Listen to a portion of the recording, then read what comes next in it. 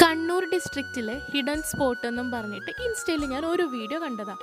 അതിനുശേഷം എനിക്ക് ഇടയ്ക്കിടയ്ക്ക് കണ്ണൂരിലുള്ള പല പല ഹിഡൻ സ്പോട്ട്സ് എന്നും പറഞ്ഞിട്ട് പല പല വീഡിയോസ് കാണാറുണ്ട്.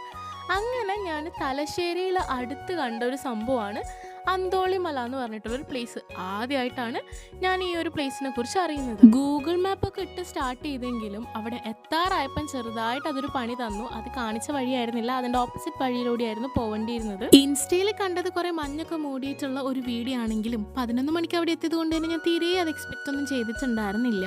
ഈ ഇൻസ്റ്റാഗ്രാമബിളിൻ്റെ അത്ര ഒരു ഭംഗിയുണ്ടോ എന്ന് ചോദിച്ചാൽ അത്ര ഭംഗിയൊന്നും എനിക്ക് തോന്നിയിട്ടില്ല.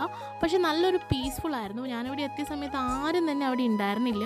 ഇവിടെ ഒരു ഷെഡ് ഉണ്ട്, അപ്പോൾ അതിൻ്റെ അവിടെ ഇരിക്കുന്നത് കൊണ്ട് തന്നെ എനിക്ക് നല്ല പീസ്ഫുൾ ആയിട്ട് തോന്നി.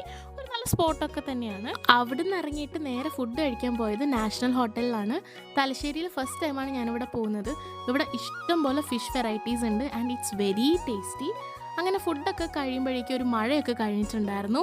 അവിടെ നിന്ന് പിന്നെ ടൈം സ്പെൻഡ് ചെയ്യാൻ വേണ്ടി നേരെ പോയത് എൻ്റെ ഫേവറേറ്റ് സ്പോട്ടാണ് ധർമ്മടം തുരത്ത്, അല്ലെങ്കിൽ ധർമ്മടം ഐലൻഡ് എന്നൊക്കെ പറയും. നമ്മൾ കണ്ണൂർക്കാർ റിച്ച് ഇൻ ബീച്ചസ് ആണല്ലോ, പക്ഷേ എത്രയൊക്കെ ബീച്ചസ് ഉണ്ടെങ്കിലും ഈ Dharmadam is always my favourite.